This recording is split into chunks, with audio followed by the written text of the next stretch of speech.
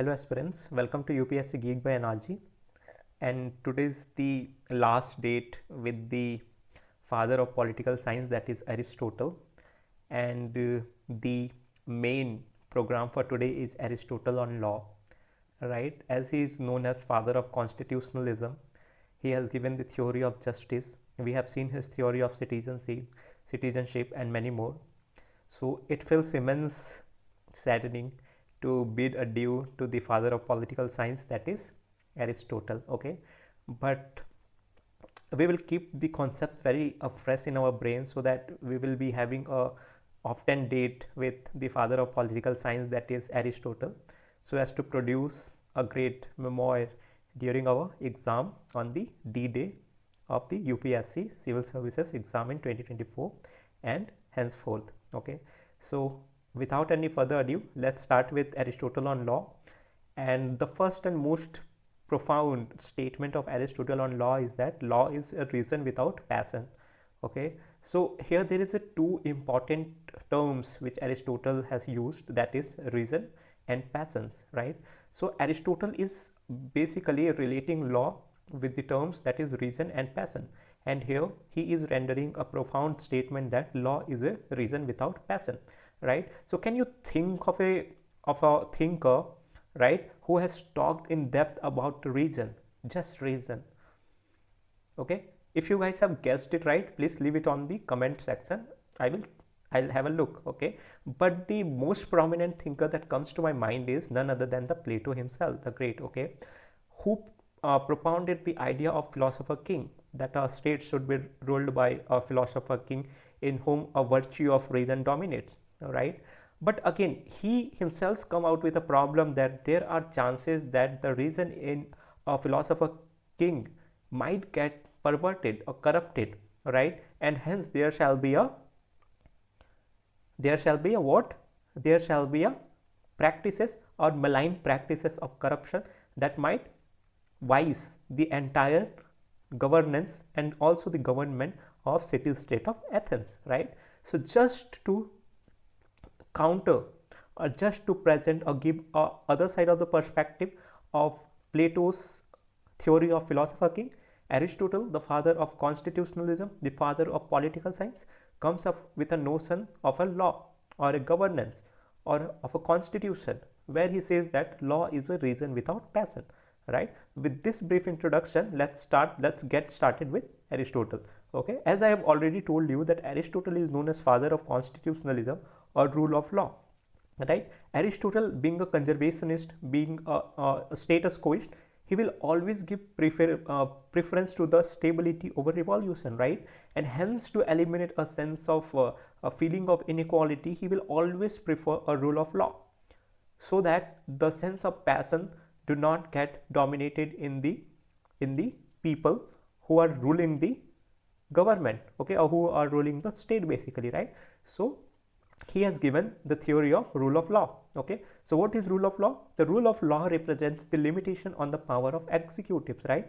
As in the present context as well, we see the notion that nothing stands beyond constitution. Constitution is the holy demarcation, a bastion, okay, below which the entire system or institution of political science lies, right? So the rule of law represents the limitation on the powers of executive, because executives have the virtue of reason, but at the same time it can get perverted with the power, because with power comes great responsibility, and with the great responsibility there can also be a chances of perversion or getting corrupt, right? So executive has to act according to the law. They cannot act in an arbitrary manner, right? Because they have the responsibility to maintain the stability and harmony in the state.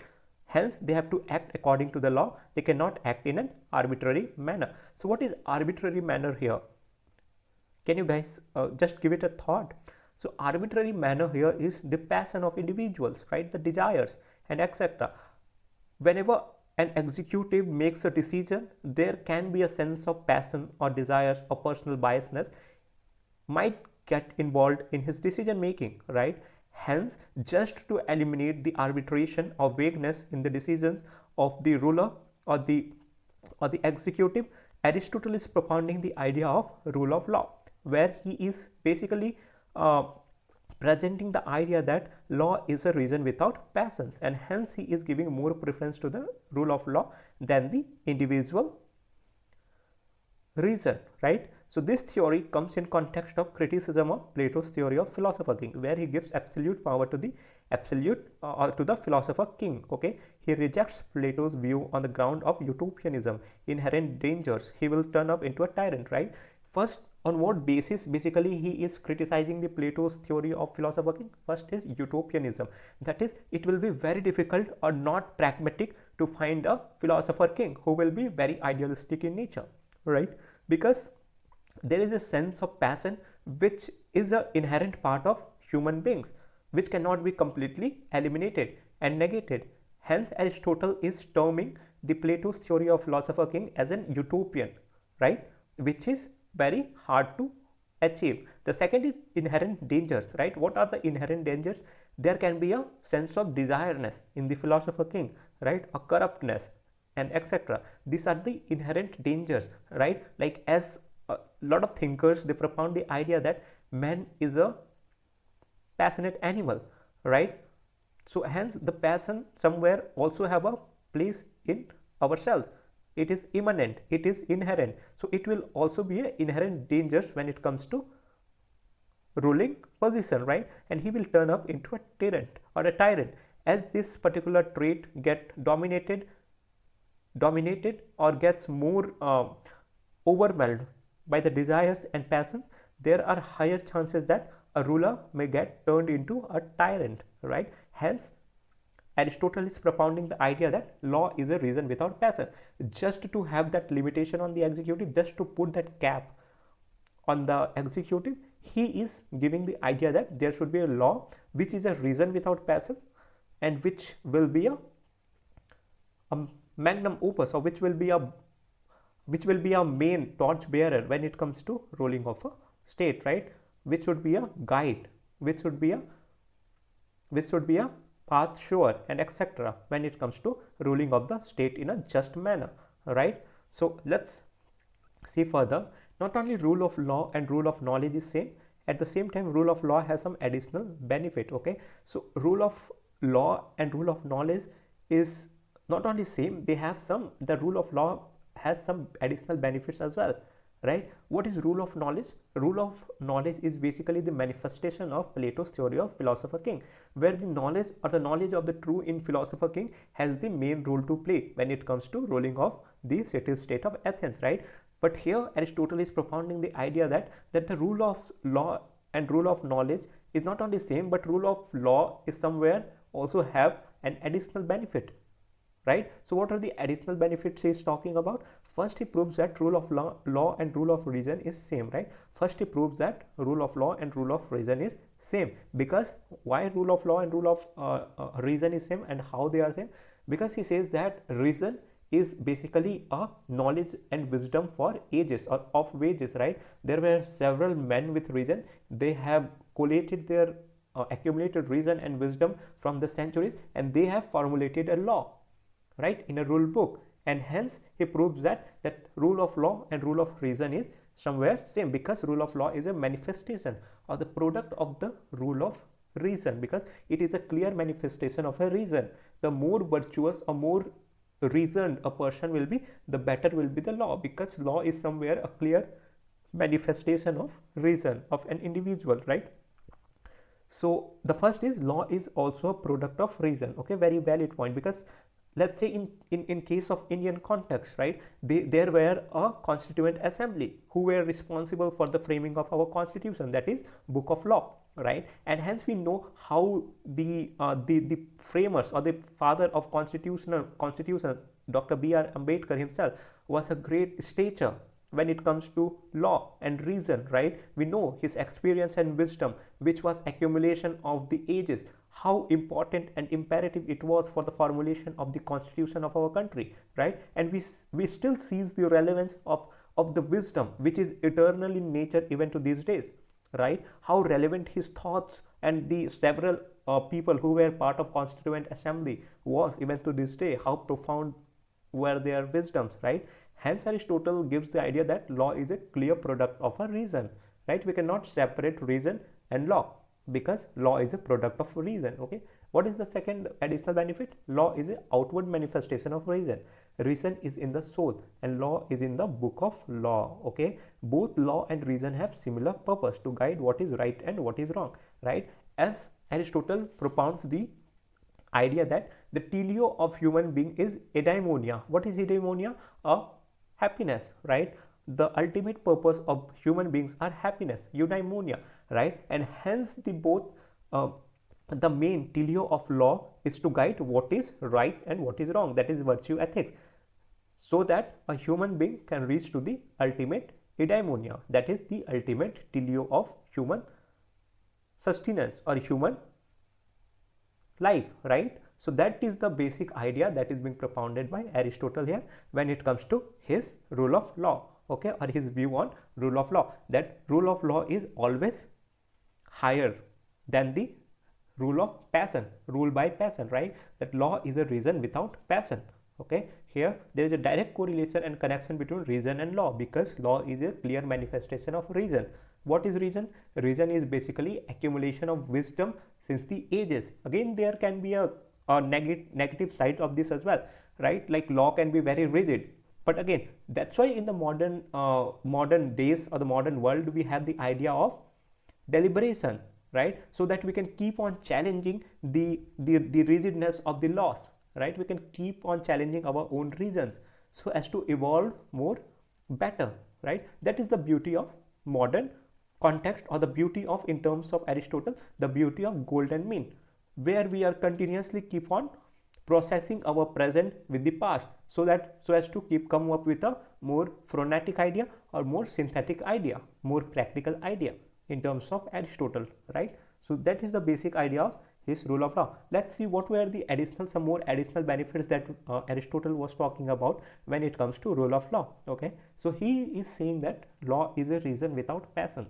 Okay, what he is saying, that law is a reason without passions. Okay, which means that law is impersonal, right? So see, here the reason is coming, right? Reason can also be subjected to several passions, but why the idea here is that law is a reason without passion? Why he is saying that, right? Which means law is impersonal. If a reason is very subjective, if reason is always a individual notion, then how can it be impersonal, right? So basically Aristotle is countering that the question which I have just posed by saying that law represents collective wisdom of ages, whereas philosopher king represents the wisdom of a person in a given situation, right? Here basically law, which is a product of reason, which is a collective wisdom of ages, it is not very situational in nature.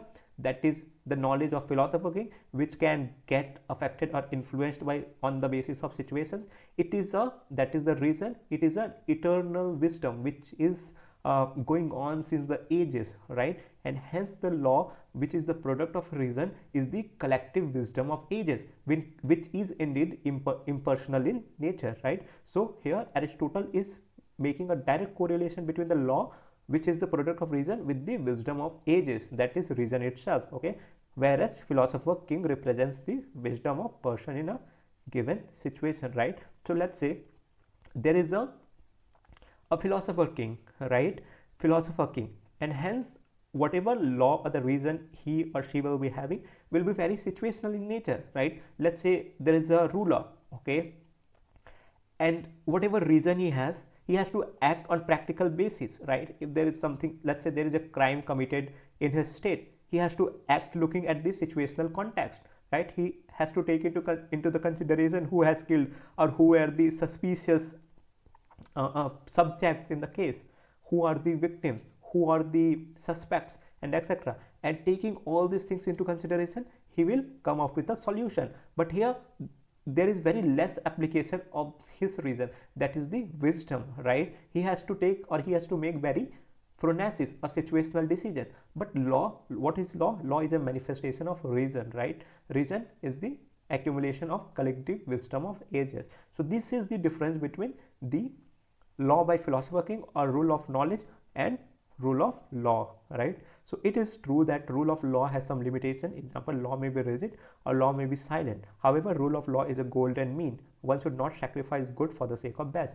Here Aristotle is also accepting that there can be some inherent limitations when it comes to rule of law. Even to these days we see that several laws which are coming from the ages are still being challenged in the honorable Supreme Court, right, on the several matters. Like most recent one is same-sex marriage and etc., right? In some cases, indeed, right, law becomes very rigid or it can be silent, right? The most prominent case or the most sought after, most talked about example is, let's say, marital rape, where there is a no law, like law is very silent there, right? So this can be some of the inherent limitations when it comes to rule of law. But rule of law is still the golden mean, right, where it is not impersonal and it is also not situational. It is amalgamation of both, where the wisdom of ages is combined with the situational basis, that is golden mean.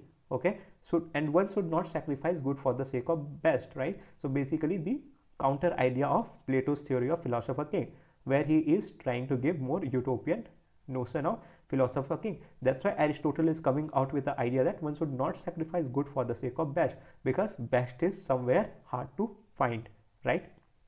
So Plato himself accepted the limitations of his idea and changed his view in his book, The Laws. Okay, so if you will see the work of mature Plato, that is the law, he himself accepted the idea that his views were very utopian in nature, right? And he has understood the limitation that even though the philosopher king is the individual dominated by virtue of reason, there are problems inherent in the individual himself. Okay, and there are chances that he or she can get corrupt during a process of his rulership, and hence he accepted those limitations and he changed his view in his book The Laws, which is the work of mature Plato. Okay, so these were some of the additional benefits. Okay, and now again there comes a profound statement by Aristotle in his book, that is Politics, that the authority of statesman is different from the authority of masters. Okay, again here two important terms we can see, that is statesman and masters, right? Master is basically expliciting the idea of philosopher king, an individual, right? And statesman is basically presenting an institution where it can be an individual or a group of person, right? So the authority of statesman is different from the authority of masters, right? Master is someone, let's say, a head of a home, right, जो usually घर पे let's say जो head होते हैं, right, there are still their own opinion on several things which can ultimately influence their decision, their biasness, their thinking about something which can influence their decision. But again, statesman, in spite of having several opinions, has to act as per the limitations or has to act on the basis of law book, which is the product of a reason of that particular place, right? So the authority of statesman is different than the authority of master. This is again a profound statement by Aristotle. So let's see what this talks about, right? So this statement comes in the context of criticism of Plato's theory of philosopher king, right? So basically these are some of the statements which are asked directly in the exam, that comment in 150 words, the authority of statesman is different than authority of master, by Aristotle, right? So when such a statement comes, you have to attempt it in a efficient flow, right? There should be an introduction, right? That basically you have to understand the crux of the statement, what Aristotle is basically trying to talk about. So here Aristotle is basically talking about the idea of rule of law, right? The authority of statesman is different from the authority of master. So one can start with the general introduction of Aristotle, called as father of political science, called as father of constitutionalism, and etc. Then you can give it a brief context to it about his magnum opus, that is Politics, on what basis he is talking about this particular theory of rule of law, basically a major criticism to his teacher, that is Plato's theory of philosopher king. Then you have to come to the main idea or the main body, that is his rule of law, what the major aspects are, right? So let's see what are the important points that you can be talking about, you can talk about in the exam. Okay, so this statement comes in the context of criticism of Plato's theory of philosopher king, that we have already seen in the last slide. Okay, so according to Plato, state is a large family, right? As Plato basically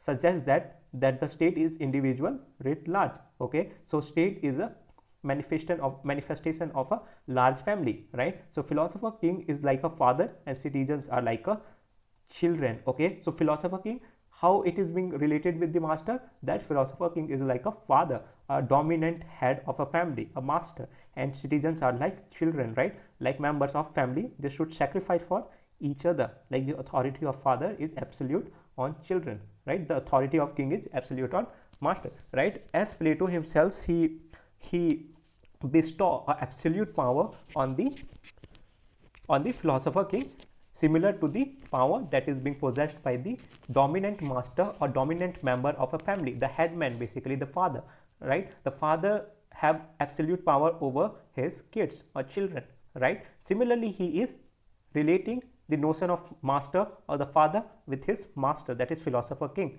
Okay, so according to Aristotle, state is not a family but family of families, right? Like he says that state is a large family, right? State is a large family. State is not a family but family of families, where several people or several families, they come together to form a state, right? Authority of statesman has to be seen different from the authority of masters.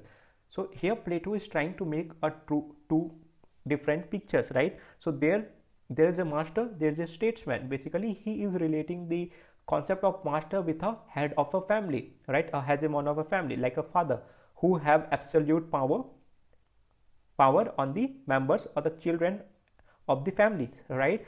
And similarly, he is relating the idea of masters to the philosopher king, where he will be having absolute power on the citizen. On the other side, he is talking about statesman, right? Statesman is not similar to the master, because when it comes to state is not a family, it is basically a family of families, right? And hence authority of statesman has to be seen different from the authority of masters, right?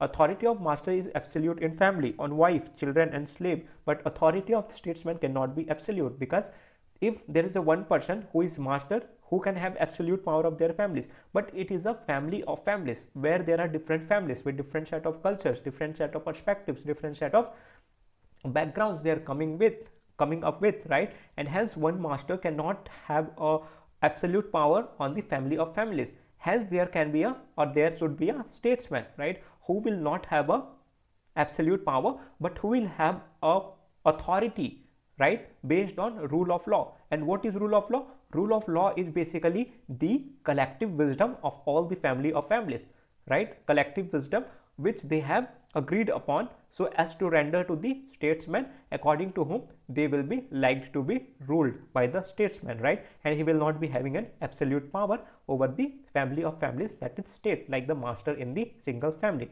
right? So citizens are adults, they come together to make laws, right? So they decide their own fate, right? Like in the case of master, where he is having absolute power over the family and their kids, the statesman is not having the absolute power over the family members, that is citizens. Here the citizens themselves, they come together, and through the exercising of their reason, they formulate a law and they give it to the statesman, according to which the statesman should rule the family of families, that is state, right? So as to negate the any essence of his his passions, right, or his absolute power, right? So that is the idea. So the best approach to make laws is through deliberation.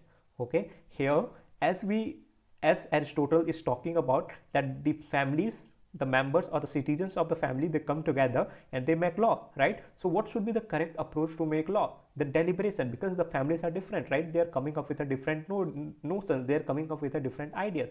So what should be the right process to come to the right conclusion or the right law? So basically Aristotle is giving the idea of deliberation, that deliberation is the correct or the best approach to make law, right? Aristotle recommends polity as the best practicable form of government, right?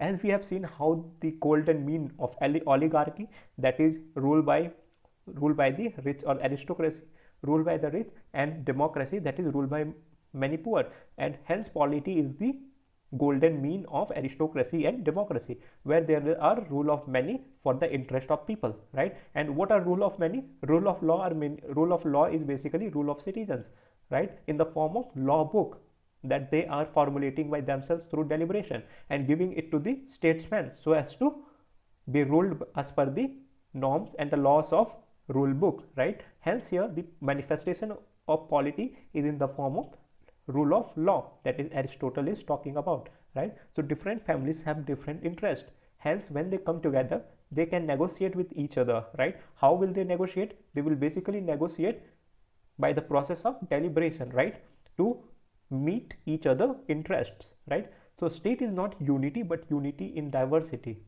right? The best example is India in itself, right, where it is not the single cultural or religious entity. It is a nation or the land of unity in diversity, right? There are diverse languages, diverse cultures, diverse religions, and etc. And how did we come together in the Constituent Assembly?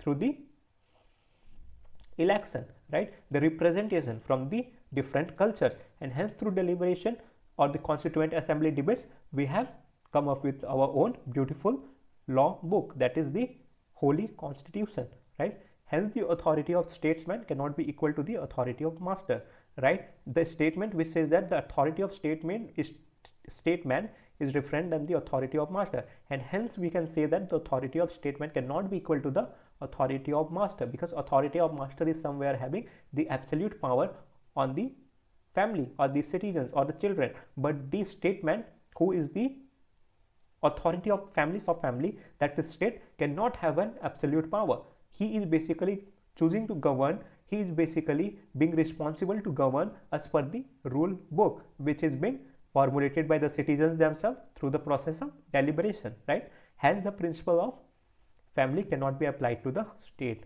right? So Locke's theory of property is also similar to Aristotle's theory of property, that we will be seeing in the later lecture, right? So just have an idea that Locke's theory of property is also somewhere similar to Aristotle's theory of property. With this, we have already come to the end, people, and we are done with almost all the theories of Aristotle.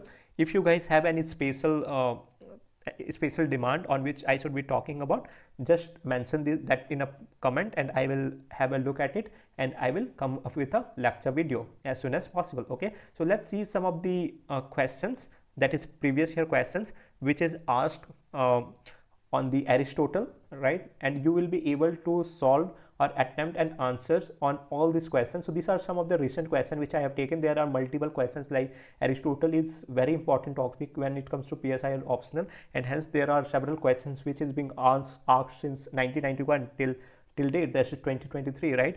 So have a good hold when it comes to conceptual clarity about Aristotle, so as to present a good attempt when it comes to writing an answer in optional exam, right? So explain the Aristotelian view of politics, right? To what extent do you think it has contributed to the development of modern day constitutional democracy? Very valid question, right? We have talked about his theory of constitution, we have talked about his theory of justice. Just give it a basic thought and come up with your answers. Okay, explain Aristotle's critique of Plato's idealism. There are several theories of Plato's, right, which is criticized by Aristotle, that is his student, on the basis of being utopian or idealism, right? So we can talk about different aspects of Aristotle critiques of Plato's idealism, right? How we can talk? We can present the Plato's theories, or give it just a gist, and talk about Aristotle critique in the form of Aristotle's different theories in contrast to Plato's, right?